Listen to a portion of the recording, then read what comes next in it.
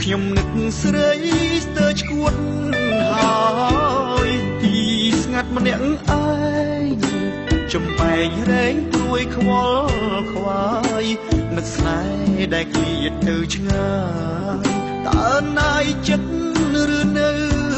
ចាំអូនឃ្លាតឆ្ងាយស្រែឆ្ងាយស្នេហ៍ព្រោះតែភាពក្រុងស្រឆើតល្អអូវស្រីភ្លេចបនដាំអូនថាត្រឡប់យ៉ាងយូរមួយឬពីរឆ្នាំឲ្យបងខ្លោចផ្សា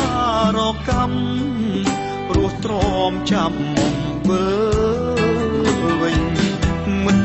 ប្របីអើយជួយដងហើយហៅស្រីផងប្រាប់ទៅនួនល្អងថាចិត្តបងសែនទុកទោមនឹងមេឃចលនឹងដី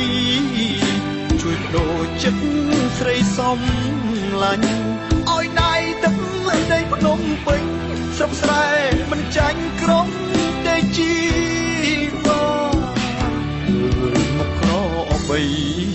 នឹកស្រីធ្លាប់ជិះលើខ្នងធ្លាប់ច្រៀងឆ្លើយឆ្លងសាសងពីសាសនាហាទុំច្រើនរដូវតើពៅសុខទុកយ៉ាងណាស្ងាត់សូនឬក៏កនថាចោលស្នេហាស្មោះស្រុកស្រែ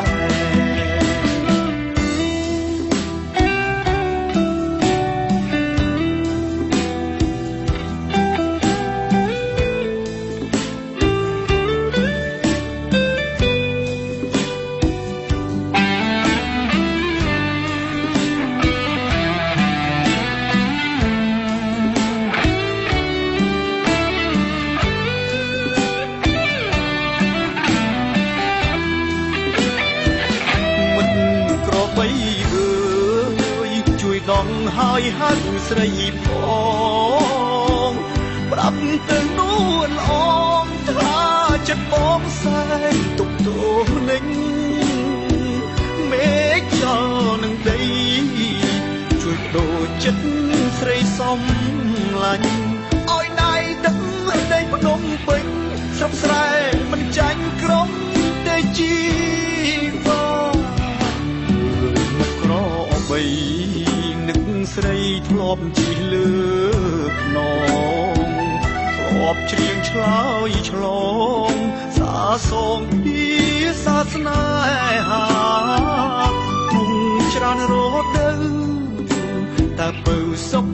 ទុកយ៉ាងណាស្ងាត់សូនឬក៏កនថា